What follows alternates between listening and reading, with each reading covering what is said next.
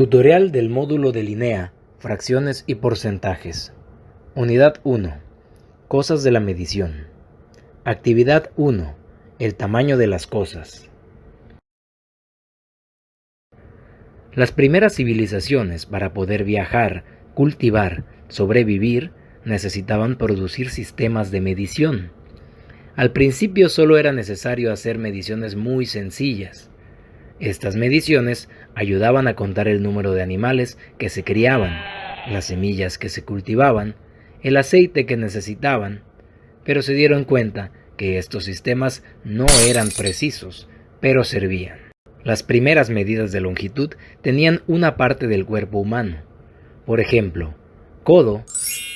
El codo era la distancia comprendida entre el codo y los dedos extendidos.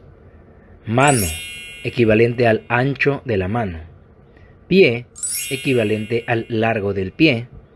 Cuarta, es la medida entre la punta del pulgar y el meñique con la mano extendida.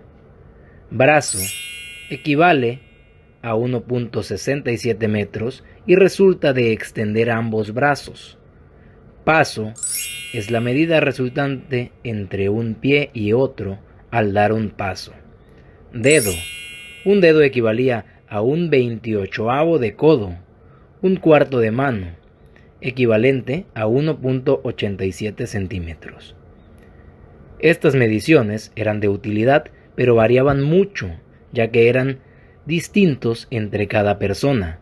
Como sabemos, las complexiones varían dependiendo la raza a la que perteneces o el país. Es por eso que se acordó el Sistema Internacional de Unidades de Medida, que es un sistema constituido por 7 unidades básicas. Para longitudes, el metro. Para masas, el kilogramo. Para el tiempo, el segundo. Para la temperatura, Kelvin. Para la corriente eléctrica, amperio. Para la cantidad de una sustancia, el mol. Para la intensidad luminosa, la candela. Tutorial del módulo de Linea, fracciones y porcentajes. Unidad 1. Cosas de la medición. Actividad 2. Fracciones. En la vida cotidiana estamos acostumbrados a medir objetos o cantidades enteras, por ejemplo, una manzana, un lápiz, un borrador. Pero en ocasiones necesitamos medir o contar objetos por medio de fracciones, por ejemplo, si compro una pizza y la comparto con 8 amigos, tendría que dividirla en 8 rebanadas iguales, por lo que nos tocaría a cada uno un octavo de pizza. Entonces, para poder expresar estas cantidades, utilizamos las fracciones. Una fracción representa el número de partes que tomamos de una cantidad que está dividida en partes iguales. ¿Cómo se representan las fracciones? Las fracciones se representan con dos números separados por una línea de fracción. Al número de arriba le llamamos numerador y representa las partes que tenemos, y el número de abajo le llamamos denominador y representa el número de partes en que hemos dividido la unidad. ¿Cómo se lee una fracción? El numerador se lee en números cardinales, es decir, 1, 2, 3, 4, y el denominador se lee en números partitivos. Por ejemplo, si es un 2, se le lee como un medio. Si es un 4, vamos a leer como un cuarto. Veamos algunos ejemplos sencillos. Ejemplo 1. En este ejercicio, ¿cuál sería la respuesta correcta? Correcto, sería un cuarto, ya que la pizza la hemos dividido en 4 partes y ha quedado solo una de las 4 partes. Veamos el siguiente ejemplo. Si tenemos una pizza dividida en 3 partes y han quedado 2 rebanadas, ¿cuál sería la fracción?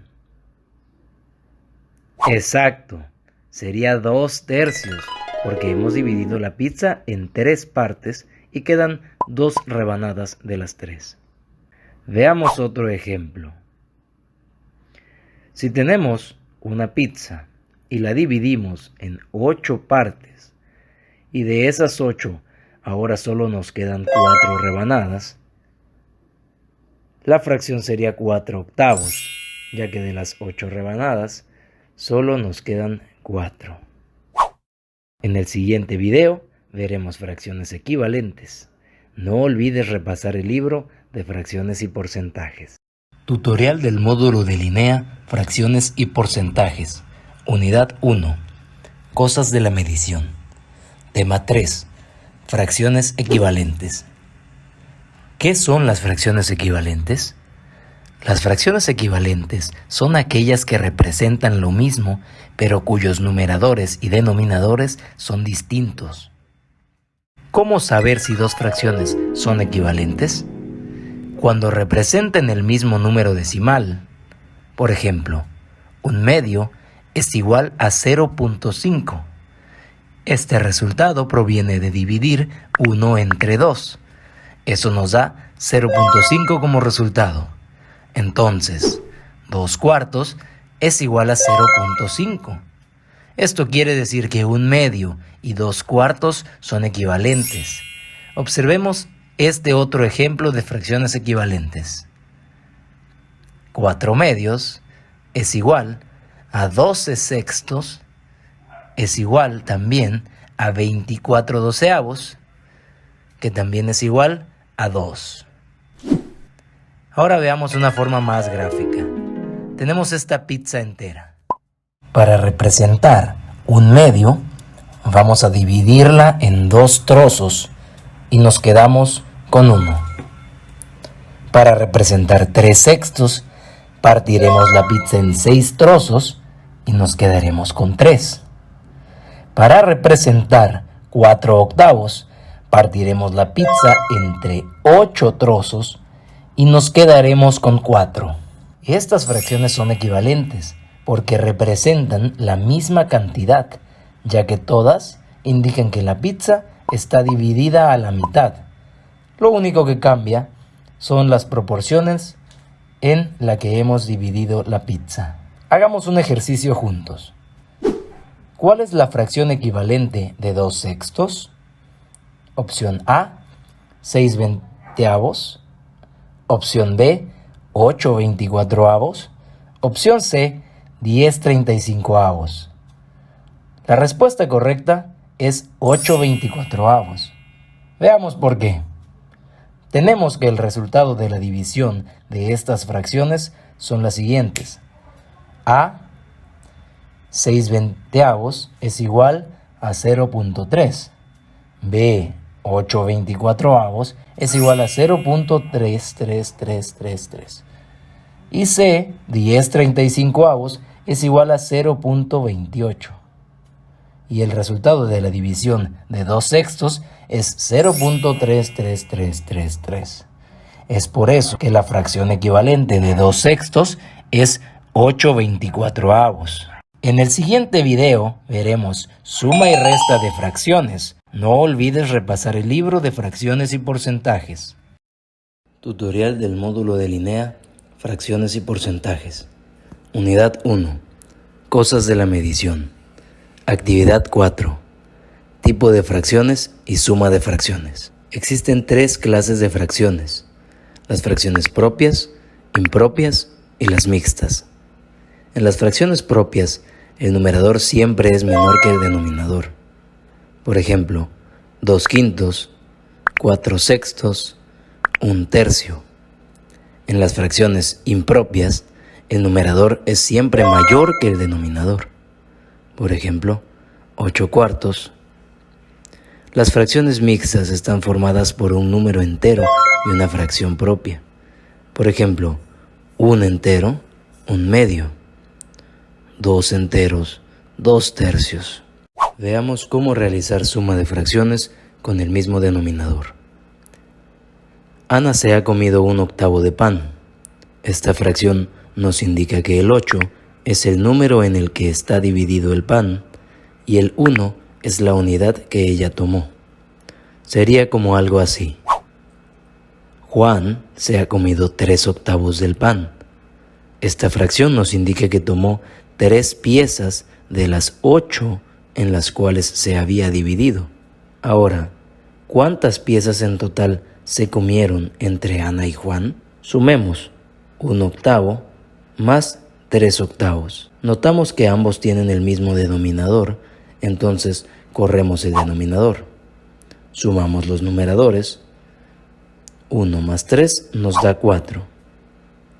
Ana y Juan se han comido en total 4/8 del pan. La fracción de 4/8 la podemos simplificar. ¿Cómo simplificamos?